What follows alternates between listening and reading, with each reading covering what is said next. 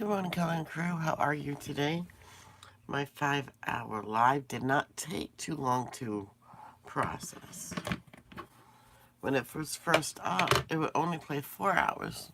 Because the first hour, I guess, wasn't up yet. I don't know.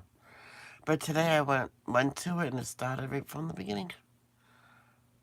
5 hours.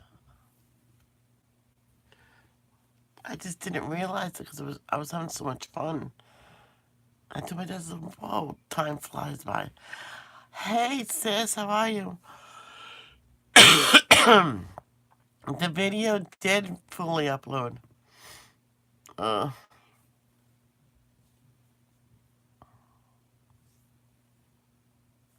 Me too. And you have to go to school? Well, it's the last day anyway.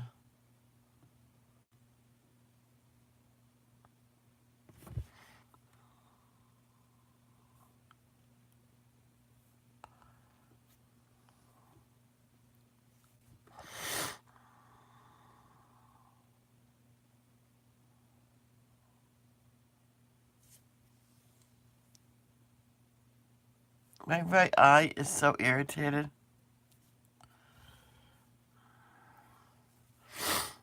Okay, let's say the Lord's Prayer. Our Father, who art in heaven, hallowed be thy name. Thy kingdom come, thy will be done, on earth as it is in heaven. Give us this day our daily bread. Forgive us for our trespasses. Forgive those who trespass against us. Lead us not to temptation, but deliver us from evil. And please have my brother have a safe trip to Indiana. Thank you. Amen.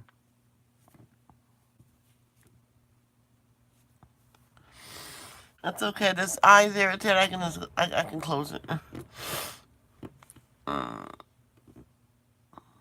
So let's read. Let's listen to the Bible. Thursday, Friday, Saturdays is just reading, and we're starting with Ezra. We can read the whole thing because we do 10.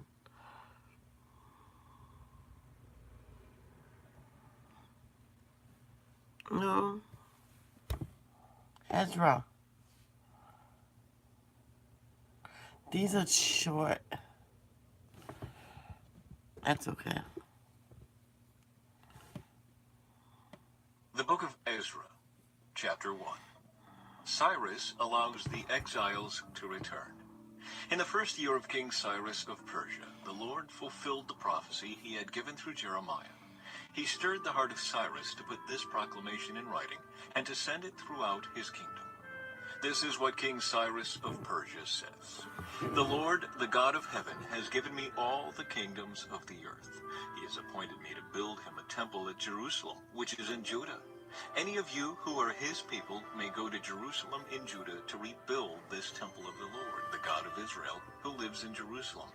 And may your God be with you. Wherever this Jewish remnant is found, let their neighbors contribute toward their expenses by giving them silver and gold, supplies for the journey and livestock, as well as a voluntary offering for the temple of God in Jerusalem. Then God stirred the hearts of the priests and Levites and the leaders of the tribes of Judah and Benjamin to go to Jerusalem to rebuild the temple of the Lord. And all their neighbors assisted by giving them articles of silver and gold, supplies for the journey and livestock. They gave them many valuable gifts in addition to all the voluntary offerings. King Cyrus himself brought out the articles that King Nebuchadnezzar had taken from the Lord's temple in Jerusalem and had placed in the temple of his own gods. Cyrus directed Mithridath, the treasurer of Persia, to count these items and present them to Sheshbazzar, the leader of the exiles returning to Judah. This is a list of the items that were returned. Gold basins, 30. Silver basins, 1,000. Silver incense burners, 29. Gold bowls, 30. Silver bowls, 410. Other items, 1,000. In all, there were 5,400 articles of gold and silver. Sheshbazzar brought all of these along when the exiles went from Babylon to Jerusalem. Boy, that's loud. Chapter 2. Exiles who returned with Zerubbabel.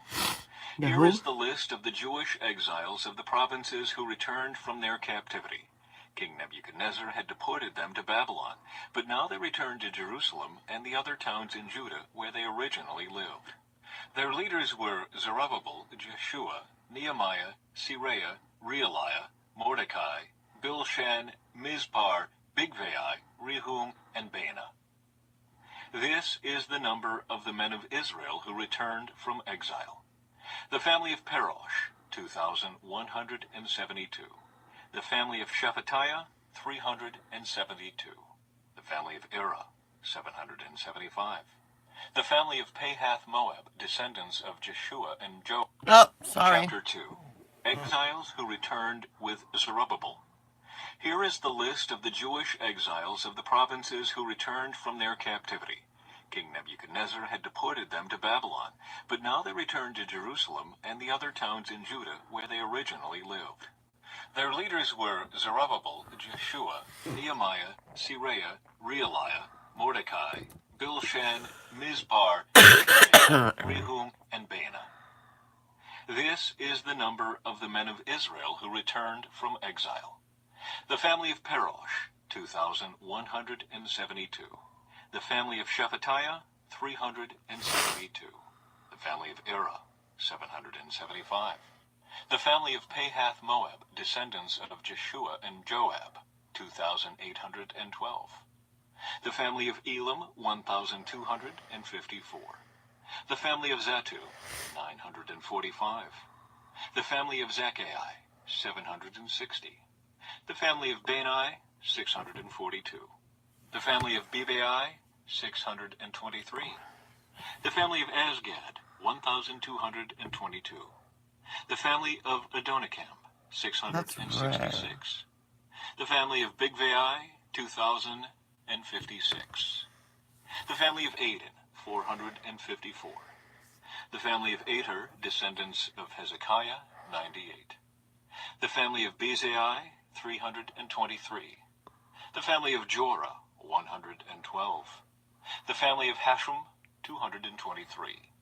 The family of Gibar, 95. The people of Bethlehem, 123. The people of Netophah, 56. The people of Anathoth, 128. The people of Beth Azmaveth, 42. The people of Kiriath Jearim, Kephirah, and Beeroth, 743. The people of Ramah and Geba, 621. The people of Michmash, 122. The people of Bethel and Ai, 223. The citizens of Nebo, 52. The citizens of Magbish, 156. The citizens of Elam, 1,254. The citizens of Haram, 320. The citizens of Lod, Hadid, and Ono, 725. The citizens of Jericho, 345. The citizens of Sineah, 3,630. These are the priests who returned from exile. The family of Jedaiah through the line of Jeshua, 973. The family of Immer, 1,052. The family of Pashur, 1,247. The family of Haram, 1,017. These are the Levites who returned from exile. The families of Jeshua and Kadmiel, descendants of Hodaviah, 74. The singers of the family of Asaph, 128. The gatekeepers of the families of Shallum, Ater, Talmon, Akub, Hatita, and Shobai, 139. The descendants of the following temple servants returned from exile: Ziha, Pasipha, Tobiath, Kiros, Siaha, Padan, Lebanah, Hagabah, Akub, Hagab, Shelmai, Hanan, Gidel, Gehar, Reiah, Rezin, Nekoda, Gazam, Uzzah, Phasea, Bezai, Asna, Meunim, Nephusim, Bakbuk, Hakapha, Herher, Basluth, Mehida, Hersha, Barkus, Sisera, Tema, Neziah, and Hatipha. The descendants of these servants of King Solomon returned from exile: Sotai, Hassophereth, Peruda, Jaala, Darkon, Giddel, Shephatiah, Hattil, Pokereth Hazabaim, and Ami. In all, the temple servants and the descendants of Solomon's servants numbered 392. Another group returned at this time from the towns of Tel-Melah, Tel-Harsha, Kirub, Aden, and Immer. However, they could not prove that they or their families were descendants of Israel. This group included the families of Delaiah, Tobiah, and Nekoda, a total of 652 people. 3 families of priests, Hobaiah, Hakaz, and Barzillai, also returned. This Barzillai had married a woman who was a descendant of Barzillai of Gilead, and he had taken her family name. They searched for their names in the genealogical records, but they were not found, so they were disqualified from serving as priests. The governor told them not to eat the priest's share of food from the sacrifices until a priest could consult the Lord about the matter by using the Urim and Thummim, the sacred lots.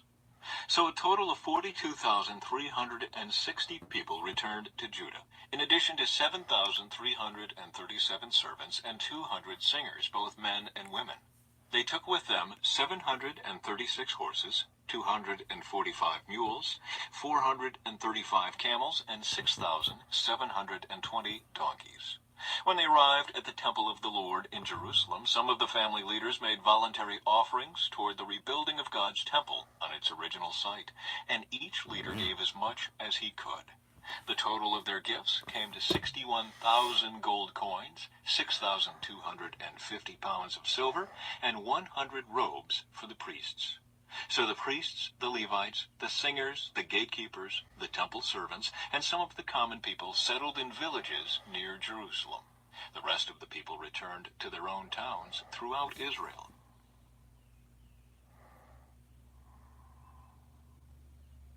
Chapter 3. The altar is rebuilt. In early autumn, when the Israelites had settled in their towns, all the people assembled in Jerusalem with a unified purpose. Then Jeshua, son of Jehozadak, joined his fellow priests and Zerubbabel, son of Shealtiel, with his family in rebuilding the altar of the God of Israel. They wanted to sacrifice burnt offerings on it, as instructed in the law of Moses, the man of God. Even though the people were afraid of the local residents, they rebuilt the altar at its old site.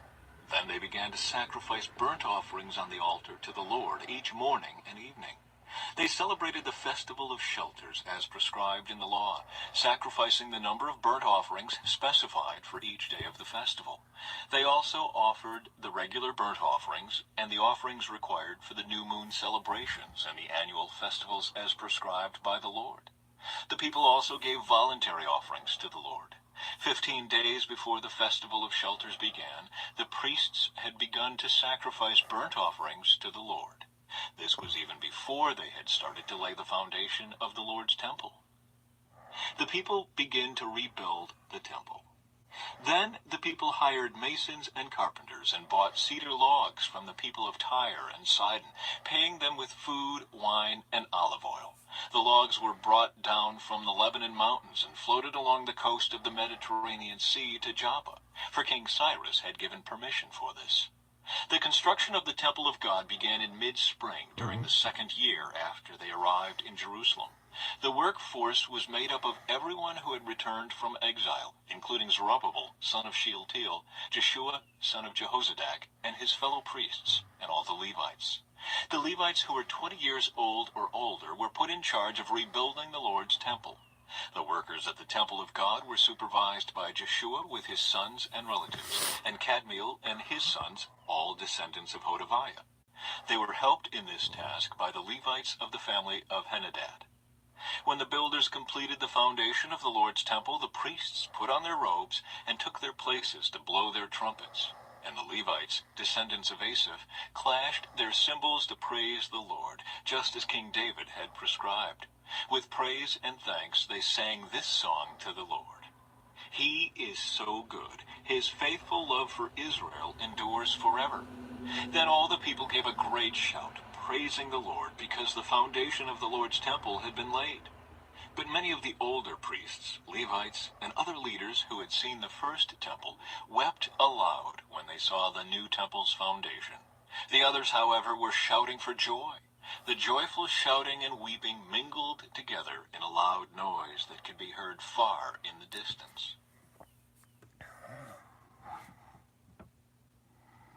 I forgot to highlight it. Hold on.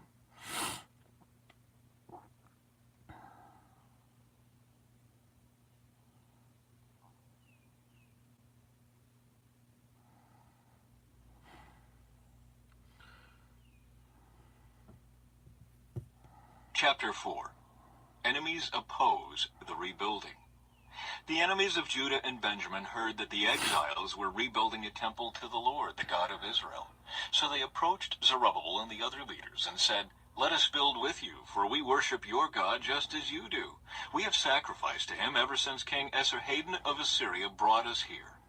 But Zerubbabel, Jeshua, and the other leaders of Israel replied, "You may have no part in this work. We alone will build the temple for the Lord, the God of Israel, just as King Cyrus of Persia commanded us."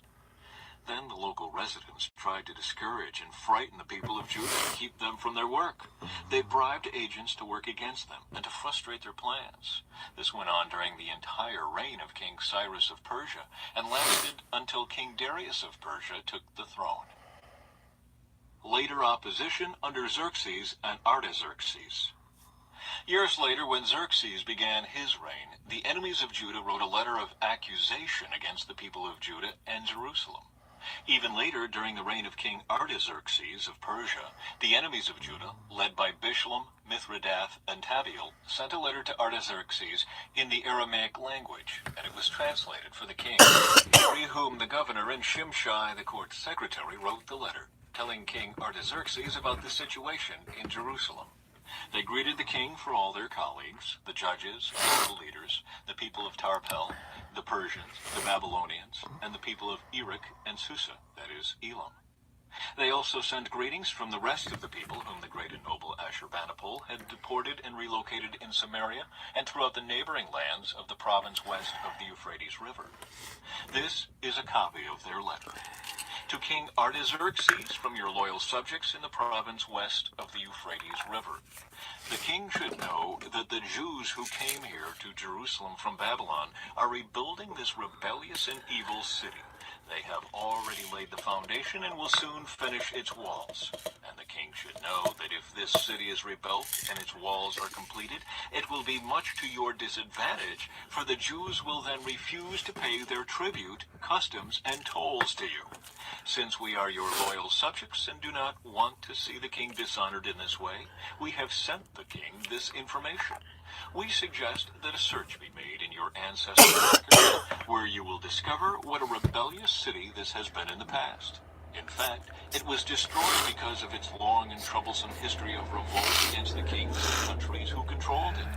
We declare to the king that if this city is rebuilt and its walls are completed, the province west of the Euphrates River will be lost to you. Then King Artaxerxes sent this reply. To Rehum the governor, Shimshai the court secretary, and their colleagues living in Samaria and throughout the province west of the Euphrates River. Greetings. The letter you sent has been translated and read to me. I ordered a search of the records and have found that Jerusalem has indeed been a hotbed of insurrection against many kings. In fact, rebellion and revolt are normal there. Powerful kings have ruled over Jerusalem and the entire province west of the Euphrates River, receiving tribute, customs, and tolls. Therefore, issue orders to have these men stop their work. That city must not be rebuilt except at my express command. Be diligent and don't neglect this matter, for we must not permit the situation to harm the king's interests. When this letter from King Artaxerxes was read to Rehum, Shimshai, and their colleagues, they hurried to Jerusalem. Then, with a show of strength, they forced the Jews to stop building. The rebuilding resumes. So the work on the temple of God in Jerusalem had stopped, and it remained at a standstill until the second year of the reign of King Darius of Persia.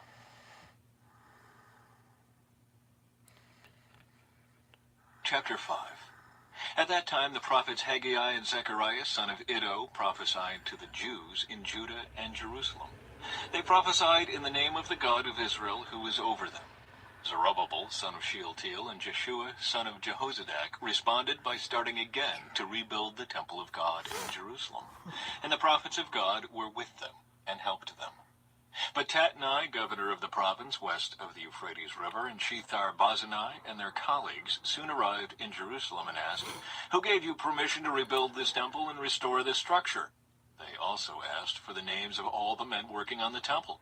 But because their God was watching over them, the leaders of the Jews were not prevented from building until a report was sent to Darius, and he returned his decision. Tatnai's letter to King Darius. This is a copy of the letter that Tatnai, the governor, Shethar-Bozenai, and the other officials of the province west of the Euphrates River sent to King Darius. To King Darius, greetings.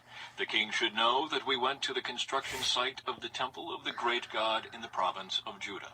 It is being rebuilt with specially prepared stones, and timber is being laid in its walls. The work is going forward with great energy and success. We ask the leaders who gave you permission to rebuild this temple and restore the structure, and we demanded their names so that we could tell you who the leaders were. This was their answer. We are the servants of the God of heaven and earth, and we are rebuilding the temple that was built here many years ago by a great king of Israel. But because our ancestors angered the God of heaven, he abandoned them to King Nebuchadnezzar of Babylon, who destroyed this temple and exiled the people to Babylonia. However, King Cyrus of Babylon, during the first year of his reign, issued a decree that the temple of God should be rebuilt. King Cyrus returned the gold and silver cups that Nebuchadnezzar had taken from the temple of God in Jerusalem and had placed in the temple of Babylon. These cups were taken from that temple and presented to a man named Sheshbazzar, whom King Cyrus appointed as governor of Judah. The king instructed him to return the cups to their place in Jerusalem and to rebuild the temple of God there on its original site. So this Sheshbazzar came and laid the foundations of the temple of God in Jerusalem. The people have been working on it ever since, though it is not yet completed.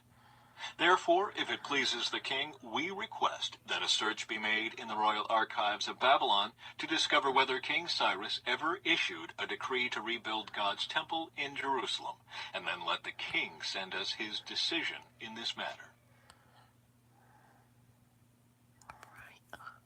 Chapter 6. Darius approves the rebuilding. So King Darius issued orders that a search be made in the Babylonian archives, which were stored in the treasury. But it was at the fortress at Ecbatana, in the province of Media, that a scroll was found.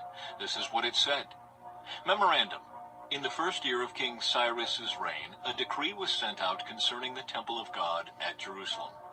Let the temple be rebuilt on the site where Jews used to offer their sacrifices, using the original foundations. Its height will be 90 feet, and its width will be 90 feet. Every 3 layers of specially prepared stones will be topped by a layer of timber. All expenses will be paid by the royal treasury.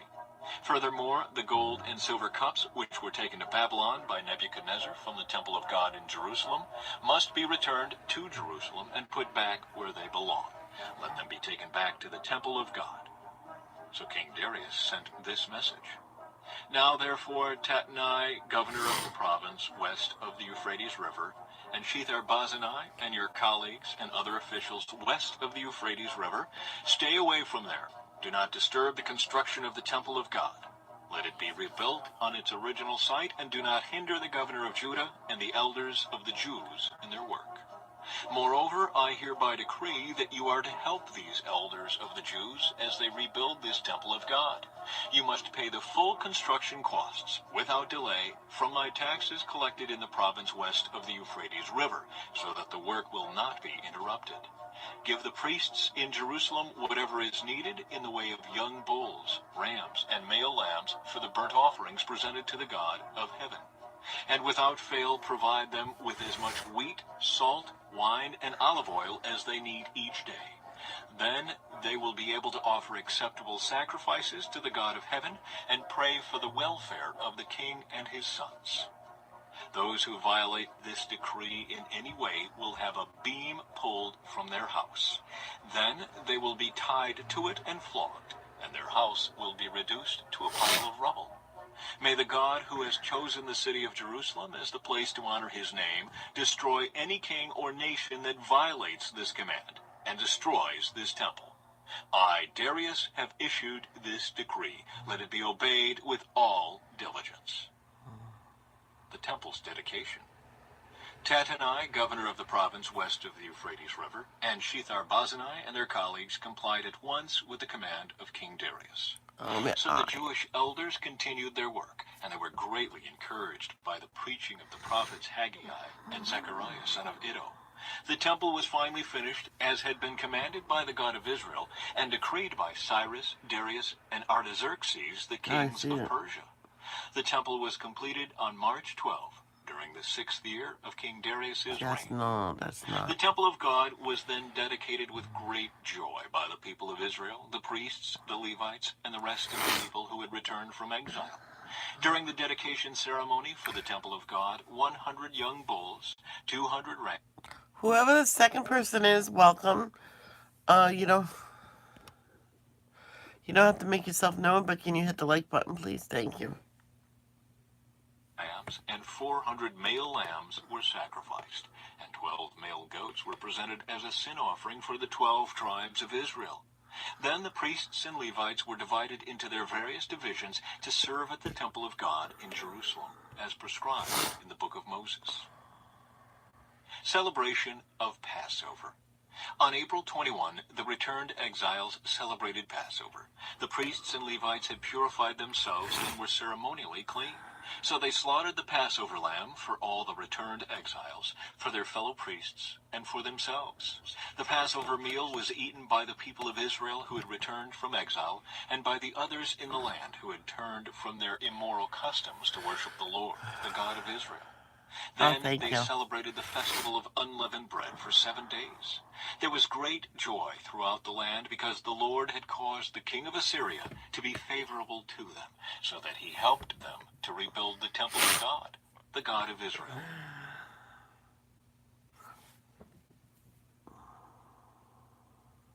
Chapter 7. Ezra arrives in Jerusalem. Many years later, during the reign of King Artaxerxes of Persia, there was a man named Ezra. He was the son of Seraiah, son of Azariah, son of Hilkiah, son of Shallum, son of Zadok, son of Ahitub, son of Amariah, son of Azariah, son of Meraioth, son of Zerahiah, son of Uzai, son of Bukai, son of Abishua, son of Phinehas, son of Eleazar, son of Aaron, the high priest. This Ezra was a scribe who was well versed in the law of Moses, which the Lord, the God of Israel, had given to the people of Israel. He came up to Jerusalem from Babylon, and the king gave him everything he asked for, because the gracious hand of the Lord his God was on him. Some of the people of Israel, as well as some of the priests, Levites, singers, gatekeepers, and temple servants, traveled up to Jerusalem with him in the 7th year of King Artaxerxes' reign. Ezra arrived in Jerusalem in August of that year. He had arranged to leave Babylon on April 8, the first day of the new year, and he arrived at Jerusalem on August 4, for the gracious hand of his God was on him. This was because Ezra had determined to study and obey the law of the Lord and to teach those decrees and regulations to the people of Israel. Artaxerxes' letter to Ezra. King Artaxerxes had given a copy of the following letter to Ezra, the priest and scribe, who studied and taught the commands and decrees of the Lord to Israel. From Artaxerxes, the king of kings, to Ezra the priest, the teacher of the law of the God of heaven. Greetings. I decree that any of the people of Israel in my kingdom, including the priests and Levites, may volunteer to return to Jerusalem with you. I and my council of 7 hereby instruct you to conduct an inquiry into the situation in Judah and Jerusalem, based on your God's law, which is in your hand. We also commission you to take with you silver and gold, which we are freely presenting as an offering to the God of Israel, who lives in Jerusalem. Furthermore, you are to take any silver and gold that you may obtain from the province of Babylon, as well as the voluntary offerings of the people. I try. But it's getting better. It's not stinging no more. Thank you so much, and welcome, Elvin. And the priests that are presented for the temple of their God in Jerusalem.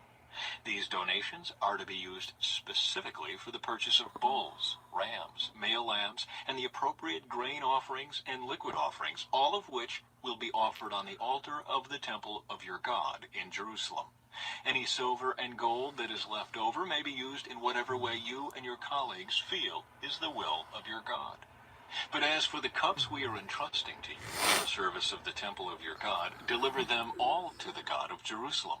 If you need anything else for your God's temple, or for any similar needs, you may take it from the royal treasury. I, Artaxerxes the king, hereby send this decree to all the treasurers in the province west of the Euphrates River. You are to give Ezra the priest and teacher of the law of the God of heaven whatever he requests of you. You are to give him up to 7,500 pounds of silver, 500 bushels of wheat, 550 gallons of wine, 550 gallons of olive oil, and an unlimited supply of salt. Be careful to provide whatever the God of heaven demands for his temple. For why should we risk bringing God's anger against the realm of the king and his sons? I also decree that no priest, Levite, singer, gatekeeper, temple servant, or other worker in this temple of God will be required to pay tribute, customs, or tolls of any kind. And you, Ezra, are to use the wisdom your God has given you to appoint magistrates and judges who know your God's laws to govern all the people in the province west of the Euphrates River. Teach the law to anyone who does not know it. Anyone who refuses to obey the law of your God and the law of the king will be punished immediately, either by death, banishment, confiscation of goods, or imprisonment. Ezra praises the Lord. Praise the Lord, the God of our ancestors, who made the king want to beautify the temple of the Lord in Jerusalem, and praise him for demonstrating such unfailing love to me by honoring me before the king, his council, and all his mighty nobles. I felt encouraged because the gracious hand of the Lord my God was on me, and I gathered some of the leaders of Israel to return with me to Jerusalem.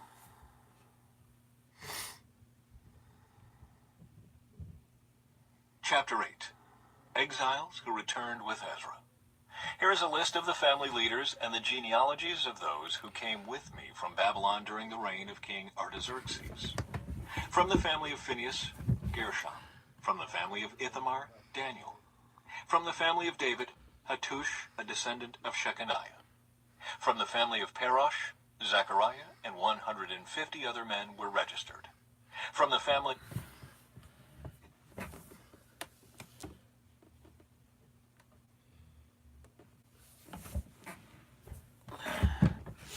I guess not. I was going to say bye.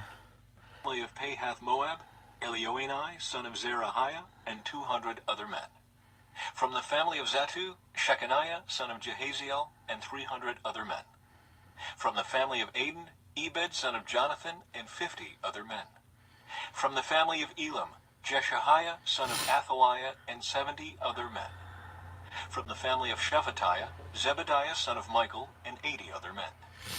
From the family of Joab, Obadiah, son of Jehiel, and 218 other men. From the family of Bani, Shelomith, son of Josephiah, and 160 other men. From the family of Bebai, Zechariah, son of Bebai, and 28 other men. From the family of Azgad, Johanan, son of Hakatan, and 110 other men. From the family of Adonikam, who came later, Eliphalet, Jewel, Shemaiah, and 60 other men. From the family of Bigvai, Uthai, Zakur, and 70 other men. Ezra's journey to Jerusalem. I assembled the exiles at the Ahava Canal, and we camped there for 3 days while I went over the lists of the people and the priests who had arrived. I found that not one Levite had volunteered to come along. So I sent for Eleazar, Ariel, Shemaiah, Elnathan, Jerub, Elnathan, Nathan, Zechariah, and Meshullam, who were leaders of the people. I also sent for Joarib and Elnathan, who were men of discernment. I sent them to Iddo, the leader of the Levites at Casiphia, to ask him and his relatives and the temple servants to send us ministers for the temple of God at Jerusalem. Since the gracious hand of our God was on us, they sent us a man named Sherebiah, along with 18 of his sons and brothers. He was a very astute man and a descendant of Malai, who was a descendant of Levi, son of Israel. They also sent Hashabiah, together with Jeshaiah from the descendants of Merari, and 20 of his sons and brothers, and 220 temple servants. The temple servants were assistants to the Levites, a group of temple workers first instituted by King David and his officials. They were all listed by name. And there, by the Are you kidding me? That's freaking cold. Ahava Canal, I gave orders for all of us to fast and humble ourselves before our God. And he's We off. prayed that he would give us a safe journey and protect us, our children, and our goods as we traveled. For I was ashamed to ask the king for soldiers and horsemen to accompany us and protect us from enemies along the way. After all, we had told the king, our God's hand of protection is on all who worship him, but his fierce anger rages against those who abandon him. So we fasted and earnestly prayed that our God would take care of us, and he heard our prayer. I appointed 12 leaders of the priests, Sherebiah, Hashabiah, and 10 other priests, to be in charge of transporting the silver, the gold bowls, and the other items that the king, his council, his officials, and all the people of Israel had presented for the temple of God. I weighed the treasure as I gave it to them, and found the totals to be as follows: 24 tons of silver, 7,500 pounds of silver articles, 7,500 pounds of gold, 20 gold bowls, equal in value to 1,000 gold coins, 2 fine articles of polished bronze. Oh no, Ashley. And I said to these priests, you and these treasures have been set apart as holy to the Lord. The silver and Do you have anything that's dry? gold is a voluntary offering to the Lord, the God of our ancestors. Guard these treasures well until you present them to the leading priests, the Levites, and the leaders of Israel, who will weigh them at the storerooms of the Lord's temple in Jerusalem. So the priests Well, Melvin, have a wonderful day at work. and the Levites accepted the task of transporting these treasures of silver and gold to the temple of our God in Jerusalem. We broke camp at the Ahava Canal on April 19 and started off to Jerusalem. And Stay the gracious safe, hand God of our bless. God protected us and saved us from enemies and bandits along the way. So we arrived safely in Jerusalem, where we rested for 3 days. On the 4th day after our arrival, the silver, gold, and other valuables were weighed at the temple of our God and entrusted to Meremoth, son of Uriah the priest, and to Eleazar, son of Phinehas, along with Jozabad, son of Jeshua, and Noadiah, son of Binnui, both of whom were Levites. Everything was accounted for by number and weight, and the total weight was officially recorded. Then the exiles who had come out of captivity sacrificed burnt offerings to the God of Israel.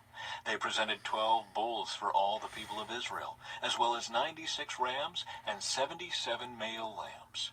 They also offered 12 male goats as a sin offering. All this was given as a burnt offering to the Lord.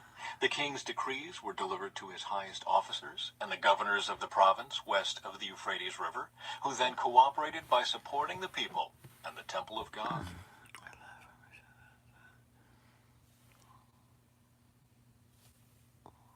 Chapter 9. Ezra's prayer concerning intermarriage. When these things had been done, the Jewish leaders came to me and said, many of the people of Israel, and even some of the priests and Levites, have not kept themselves separate from the other peoples living in the land. They have taken up the detestable practices of the Canaanites, Hittites, Perizzites, Jebusites, Ammonites, Moabites, Egyptians, and Amorites. For the men of Israel have married women from these people, and have taken them as wives for their sons.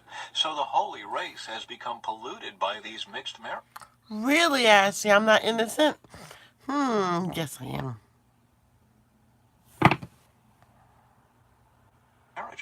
Worse yet, the leaders and officials have led the way in this outrage. When I heard this, I tore my cloak and my shirt, pulled hair from my head and beard, and sat down utterly shocked.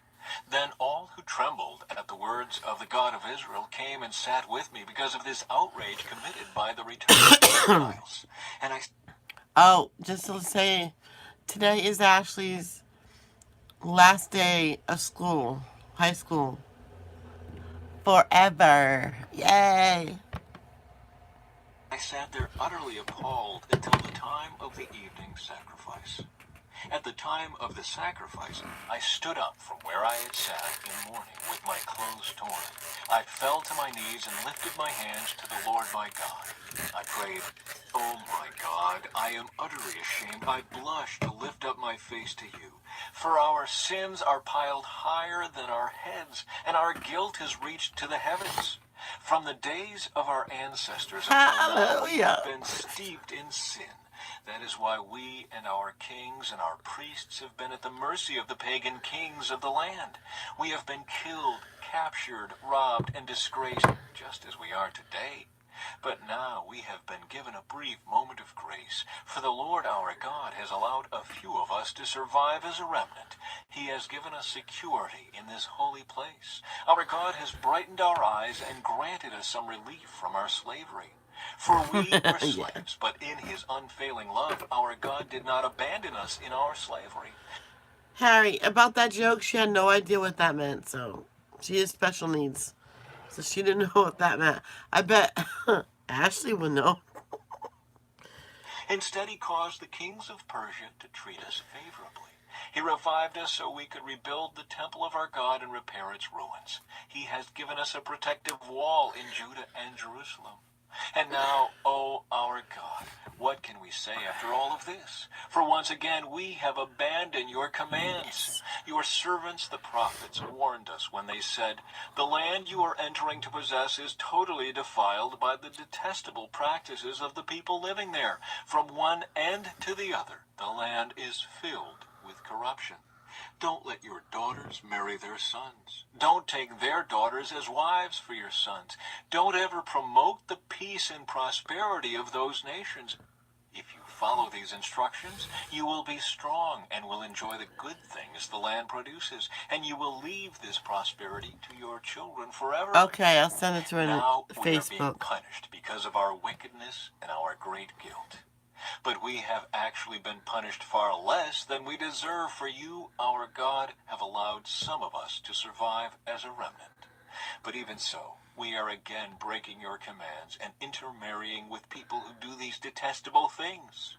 Won't your anger be enough to destroy us, so that even this little remnant no longer survives? O Lord, God of Israel, you are just. We come before you in our guilt as nothing but an escaped remnant, though in such a condition none of us can stand in your presence.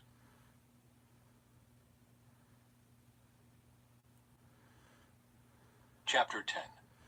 The people confess their sin. While Ezra prayed and made this confession, weeping and lying face down on the ground in front of the temple of God, a very large crowd of people from Israel, men, women, and children, gathered and wept bitterly with him. Then Shechaniah, son of Jehiel, a descendant of Elam, said to Ezra, "We have been unfaithful to our God, for we have married these pagan women of the land. But in spite of this, there is hope for Israel. Let us now make a covenant with our God to divorce our pagan wives Ashley, I send you a message in a Facebook Messenger. and to settle down with our children. We will follow the advice given by you and by the others who respect the commands of our God. Let it be done according to the law of God. Get up, for it is your duty to tell us how to proceed in setting things straight. We are behind you, so be strong and take action." So Ezra stood up and demanded that the leaders of the priests and the Levites and all the people of Israel swear that they would do as Shechaniah had said. And they all swore a solemn oath. Then Ezra left the front of the temple of God and went to the room of Jehohanan, son of Eliashib. He spent the night there without eating or drinking anything. He was still in mourning because of the unfaithfulness of the returned exiles. Then a proclamation was made throughout Judah and Jerusalem that all the exiles should come to Awkward. Jerusalem. Those who failed to come within 3 days would, if the leaders and elders so decided, forfeit all their property and be expelled from the assembly of the exiles. Within 3 days, all the people of Judah and Benjamin had gathered in Jerusalem.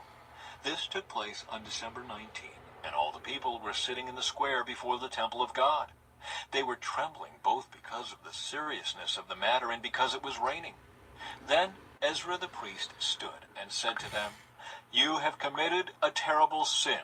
By marrying pagan women, you have increased Israel's guilt. So now confess Oh, this is the last one. Okay. your sin to the Lord, the God of your ancestors, and do what he demands. Separate yourselves from the people of the land and from these pagan women." Then the whole assembly raised their voices and answered, "Yes, you are right. We must do as you say." Then they added, "This isn't something that can be done in a day or two, for many of us are involved in this extremely sinful affair, and this is the rainy season, so we cannot stay out here much longer. Let our leaders act on behalf of us all." After this, I'm going to get my breakfast, eat breakfast, and then I'm going to come live. "Let everyone who has a pagan wife come at a scheduled time, accompanied by the leaders and judges of his city, so that the fierce anger of our God concerning this affair may be turned away from us." Only Jonathan, son of Asahel, and Josiah, son of Tikvah, opposed this course of action, and they were supported by Meshullam and Shabbathai the Levite. So this was the plan they followed. Ezra selected leaders to represent their families, designating each of the representatives by name.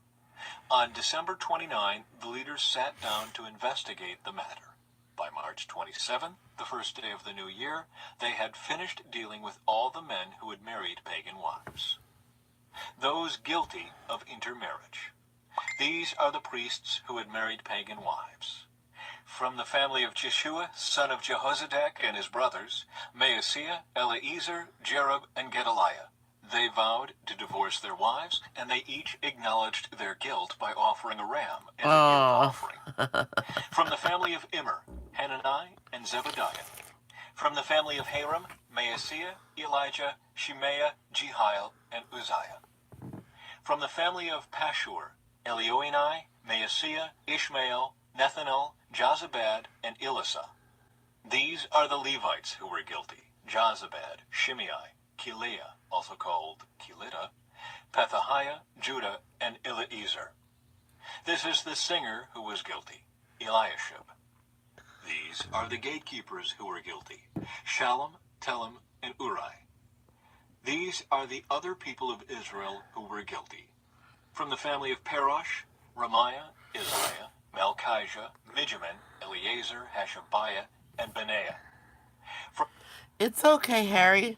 Why don't you just go watch it? We talk about chunky boogers.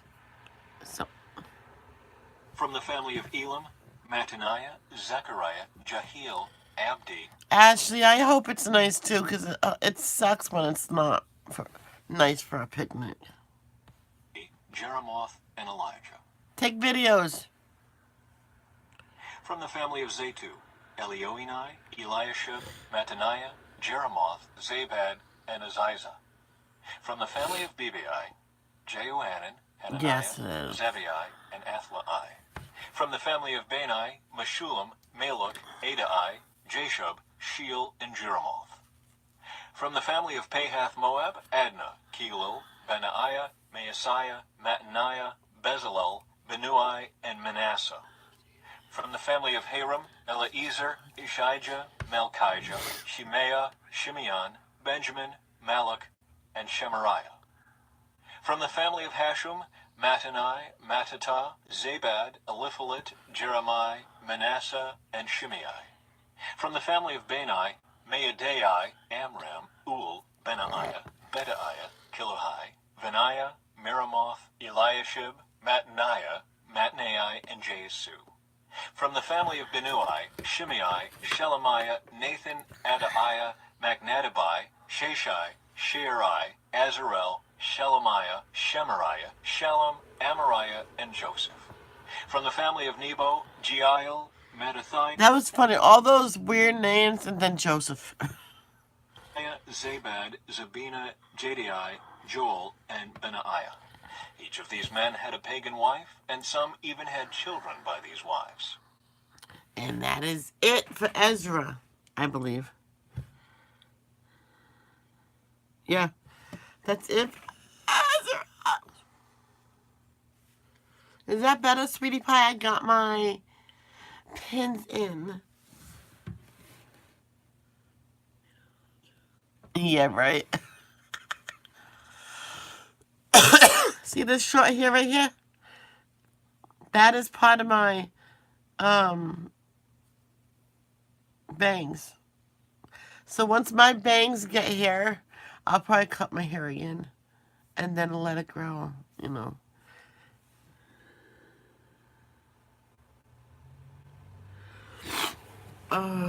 It's good to have you here, Ashley. I missed it. Hey, maybe you can do the devotions this summer. Well, no, you're going unless you work all day. I know this one kid. He had the summer off, of course, from school. Everybody does, but he worked so hard during the summer. He looked at his mother. I'm like, I didn't have a summer off. She goes, yeah, but you got so much money now because you don't have to spend none of it. Because the mother said, as long as you're alive, I'll buy everything that you need. But you need a job for everything that you want. So he was saving up for it. Oh, you don't work Tuesdays? So do Tuesdays devotions. And unless it's too many people around and you're embarrassed to do it in front of them.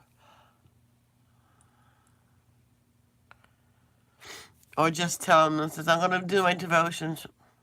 Hey, I dreamt I was putting a scrunchie in my hair and it broke. That's a weird dream, I know, but...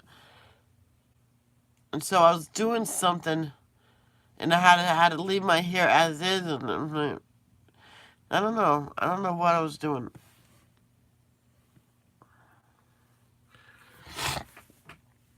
Post-nasal drip. Yeah, it was a weird dream. I think I had longer hair, in the way it was, so I never had a scrunchy break, ever. But anyway, it was loose like this, so I, like, just draped it over. Each one of us as we are equally. Have you ever had a dream as... Sadly, yes. I dreamt of my late aunt's funeral from the beginning to the end. And can I say something else? I dreamt of 9/11. I dreamt of 9/11 for a year before it happened. I was having these horrible, horrible nightmares. First, I was in a stairwell and didn't understand. And then it got worse and worse. And then I heard screaming and fire and I seen blood. And then darkness. And then I kept having that same thing over and over again, but it became more vivid and stuff.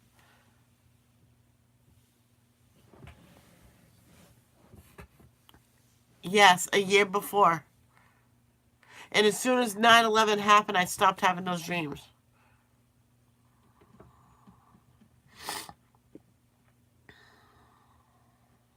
I said that I told someone that. I said, oh, she goes, doesn't mean it's for 9/11.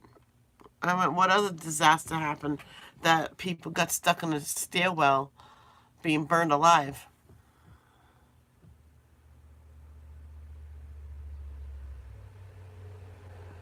For the hunt?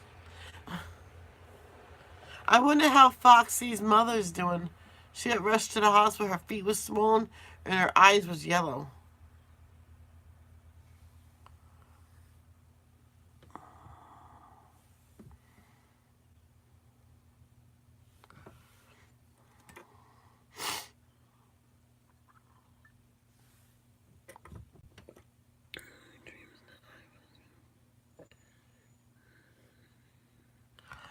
Oh, cool. Yeah, my cousin, my late cousin, it was his mother, and he dreamt of his mother's funeral too.